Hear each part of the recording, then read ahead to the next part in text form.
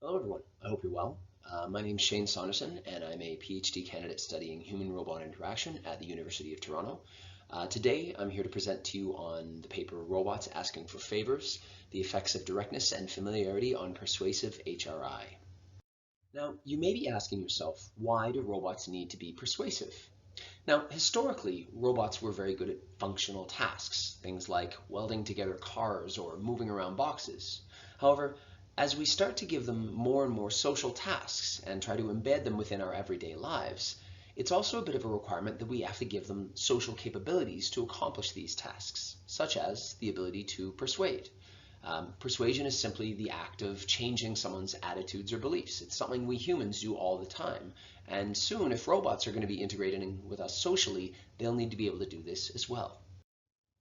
So the objective of this research, though, is to look specifically at communication directness and robot familiarity to determine how these two factors can influence a persuasive robot when it's making requests of people.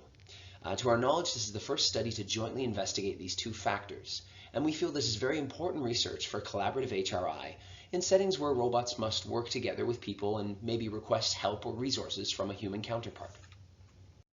Now, before we dive too deep, it's useful to take a look back at the field of persuasion in general. Far from a new concept, this is something that goes back thousands of years, and we can even look to the early Greeks who studied rhetoric when we think about things like ethos and pathos and logos as forms of persuading people to do things. Now, in more of an academic setting, persuasion started to become a big field of study in the 1940s, 50s, and 60s under the term of compliance-gaining behaviors, which were different tools, techniques, and tactics that humans use to sort of influence each other's.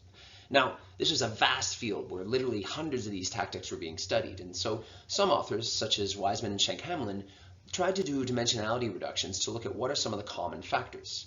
Amongst many different ones, one of the factors that they found was directness of someone's speech. And you see, how we persuade people can come down to how direct we are in asking them, whether we're more circuitous and we sort of speak in vague terms around them, or we get direct and to the point and tell them exactly what we want.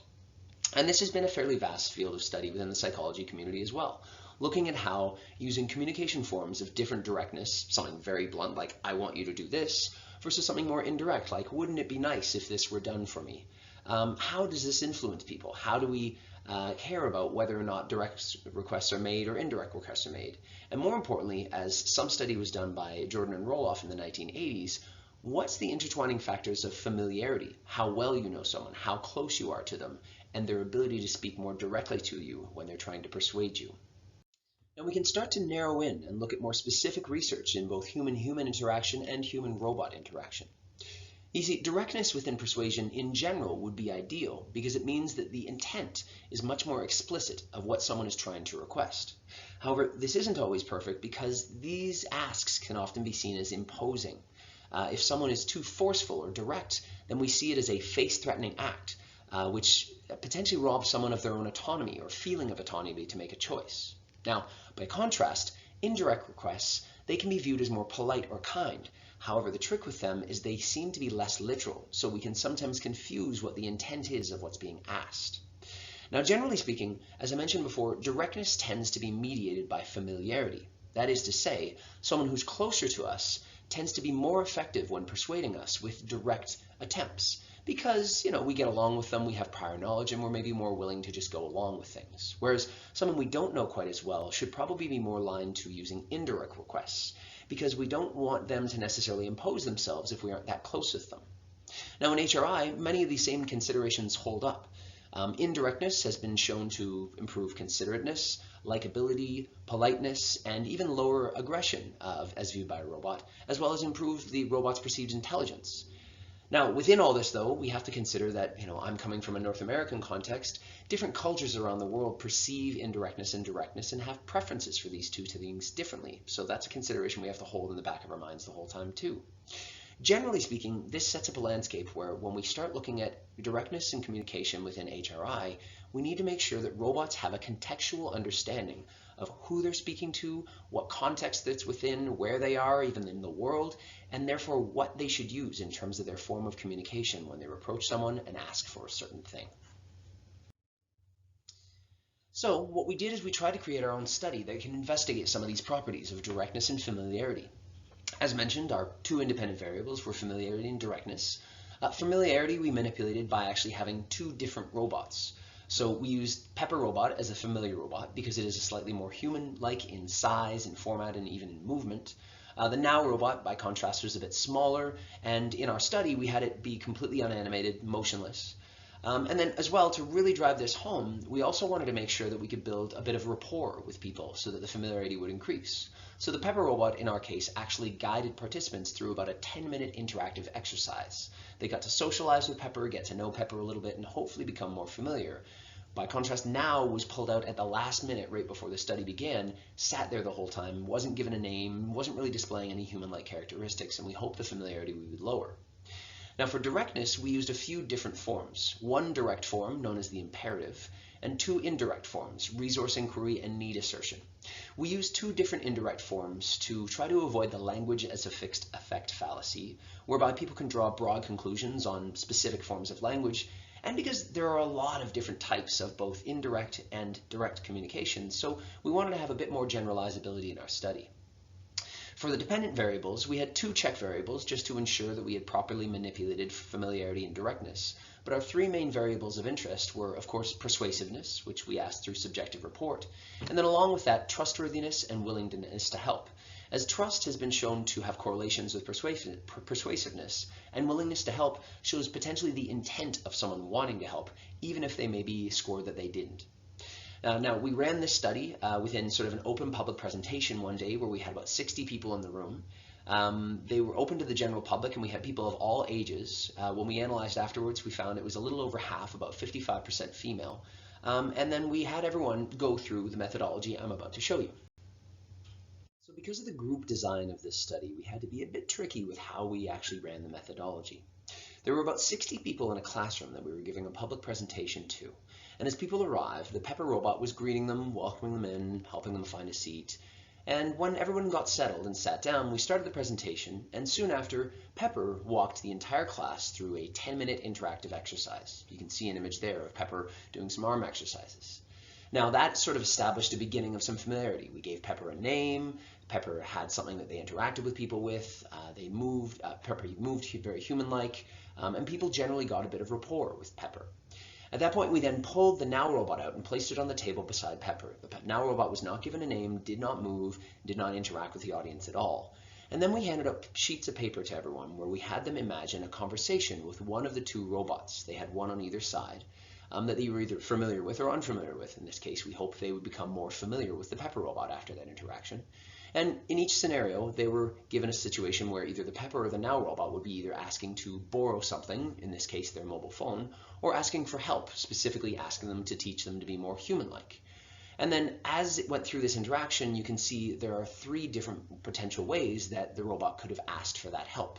Either very directly, I want to borrow your phone. Maybe indirectly with a need assertion, I really need to find a phone to help me with something. Or indirectly with a resource inquiry, I wonder, can your phone make video calls as well? And these were the kind of three different statements, fairly subtle manipulations, but we wanted to see if there are effects between these different directness conditions and across the two different familiarity conditions. We had three main hypotheses that we looked at within this study. The first was fairly straightforward, just that we believed a familiar robot would likely be more persuasive, trustworthy, and people would be more willing to help than an unfamiliar. The second was that a familiar robot using direct communication would lead to greater persuasiveness as well, as seen in human-to-human interactions. And then the third was that the effect of familiarity, so the mediating effect on these persuasive variables, would be greater for a direct style. That is, for people that you begin to know fairly well, then a direct style is going to have more persuasive effects than an indirect style. And we, ran our study, collected the results, and began to explore this. Now what we found was that our first hypothesis is fairly straightforward. Yeah, a familiar robot was viewed as more trustworthy, more persuasive, and more people were more willing to help the Pepper robot after that interaction and getting to know it a little bit better. However, the second hypothesis, we didn't find that was true.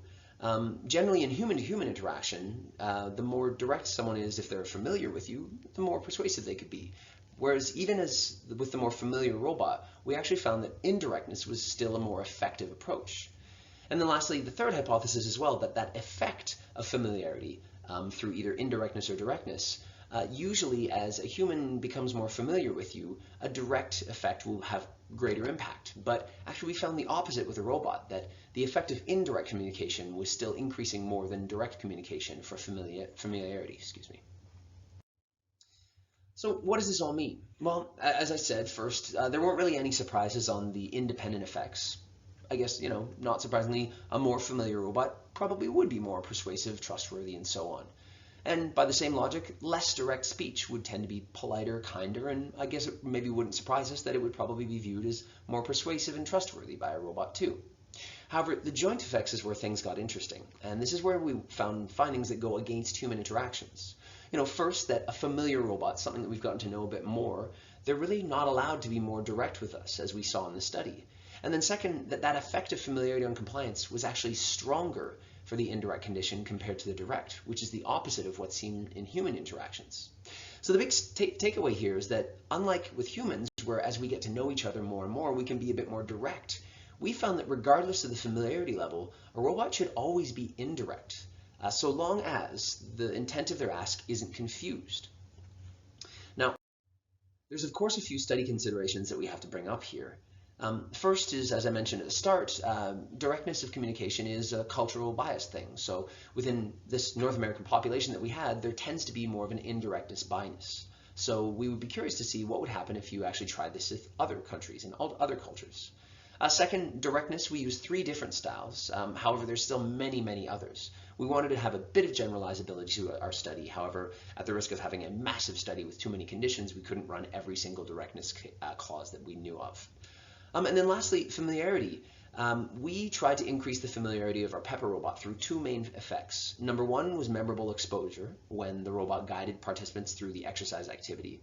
And then number 2 was similarity, as we tried to use the human-like Pepper robot, which was slightly more human-like both in the fact that we gave it a name, it spoke and interacted with people, and used human-like nonverbal behaviors, compared to the smaller Now robot that we had just sit there.